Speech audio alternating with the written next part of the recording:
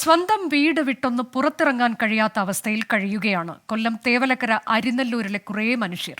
വഴി നടക്കാൻ പോലും വഴിയില്ലാതെ കഴിയുന്നത് ഒന്നും രണ്ടുമല്ല 8 കുടുംബങ്ങളാണ്. നിയമത്തിന് മുന്നിൽ ജീവിതം ചോദ്യചിഹ്നമാകുമ്പോൾ പകച്ചു നിൽക്കുകയാണ് നിസ്സഹായരായി ഇവർ. നിയമമല്ല സാർ, മനുഷ്യത്വത്തെക്കുറിച്ചാണ് ഈ വാർത്തയിൽ ഞങ്ങൾ പറയുന്നത്. നടന്നു പോകാൻ വഴി തേടി കോടതി കയറിയ 8 കുടുംബങ്ങളുടെ ജീവിതത്തെക്കുറിച്ച്. ഞാനിവിടെ താമസമായപ്പം ഇവൻ ആദ്യം അവിടെ വന്നങ്ങ് അടച്ചേച്ച് പറഞ്ഞ് നിങ്ങൾക്ക് ഇയാൾ വസ്തു വേറെ അപ്പുറത്തൂടെ അപ്പോൾ ആളത്രയും പോകുന്നവൻ അടയ്ക്കാൻ അവന് ഞാനറിയുന്നത് എനിക്കത് അറിഞ്ഞുകൂടായിരുന്നു. ഇവനത് അടച്ചു കെട്ടാൻ അവനങ്ങ് ചെയ്ത വേലയാണ്. ഞാൻ വഞ്ചിച്ചിട്ടില്ല, എനിക്ക് ആരെയും വഞ്ചിക്കാൻ പഠിച്ചിട്ടുമില്ല, കള്ളത്തരം ഞാൻ ചെയ്തിട്ടുമില്ല.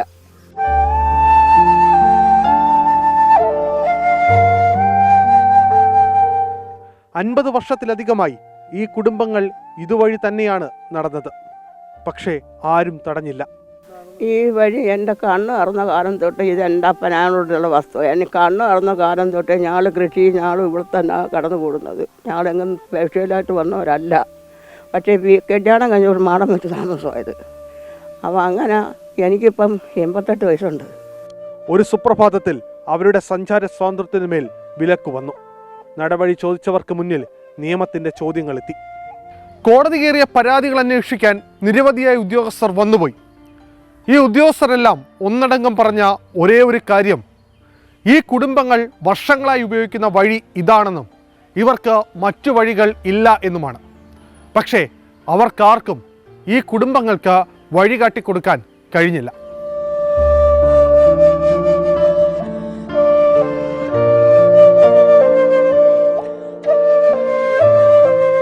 നടപടി ചോദിച്ച് കോടതി കയറി. പലകുറി കോടതി പരാതി കേട്ടു. പക്ഷേ നിയമം നോക്കി കോടതി വിധി പ്രസ്താവിച്ചപ്പോൾ മനുഷ്യത്വം തോറ്റുപോയി.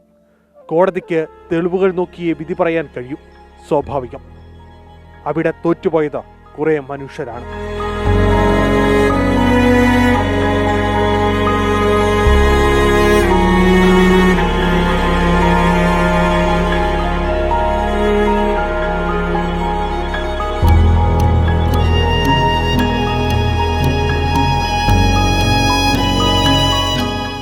ഡിജിറ്റൽ സർവേയിലും മാർക്ക് ചെയ്ത സ്ഥലം വഴിയായിട്ടാണ് കാണിക്കുന്നത്.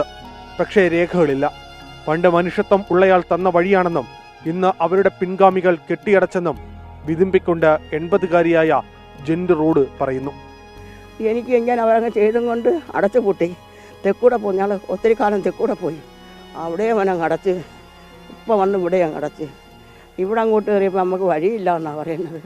ഇത്രയും ഞാൻ പറഞ്ഞത് KP സാറിന് തന്ന വഴിയാണ്. മംഗലത്ത് വേലിപ്പുള്ള വെങ്ങാവരമുള്ള എന്ന് പറയുന്ന അവർ എനിക്ക് എങ്ങോട്ടും പോകാൻ വഴിയില്ല. ഞാനിപ്പം തീരെ ഇന്നലെ ഞാൻ 4 ഗുളിക വിഷമുണ്ട് കഴിച്ചിട്ട് ഇപ്പോഴും തലപരിച്ച് വരിക.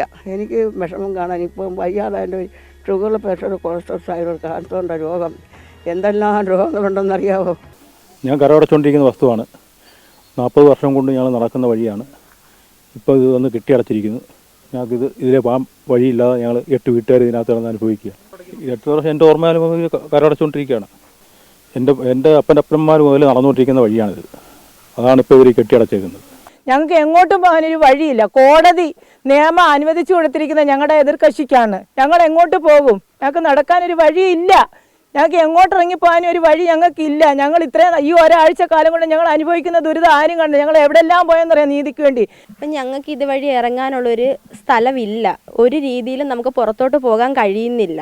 കാര്യം നീതി നടപ്പാക്കിയിരിക്കുന്ന അവർക്ക് സപ്പോർട്ടായിട്ടൊരു വിധി പ്രഖ്യാപിച്ചിരിക്കുന്നത്. ഇപ്പം അതിൽ നമ്മുടെ വക്കീൽ നമുക്ക് വേണ്ടി ബാധിച്ച കാര്യങ്ങളൊന്നും പറയുന്നില്ല. ഒന്നാമത്തെ ഞങ്ങൾ 8 കുടുംബങ്ങളാണ് ഇവിടെ അകപ്പെട്ടിരിക്കുന്നത്. വളരെ മോശകരമായ സാഹചര്യമാണ്.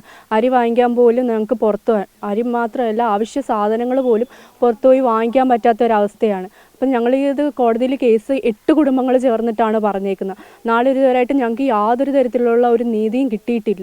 അവസ്ഥ കണ്ട് അലിവ് തോന്നിയ അയൽവാസി നടക്കുവാൻ സ്ഥലം കൊടുത്തു. ഇന്ന് അതും ചില മനുഷ്യത്വമില്ലാത്തവർ കെട്ടിയടച്ചെന്നാണ് പരാതി. കോടതി കയറിയ വഴി പ്രശ്നത്തിൽ ഈ 8 കുടുംബങ്ങൾ പലരും പ്രതികളുമായി. വന്ന് നോക്ക് സാറേ, എൻ്റെ വീട്ടിൽ കിടക്കുന്ന എൻ്റെ അച്ഛനൊന്ന് നോക്കിക്കാൻ, നിങ്ങളൊന്ന് കണ്ടിട്ട് പോകും. എത്ര ഇതുണ്ട്, എങ്ങോട്ട് പോകാനാ?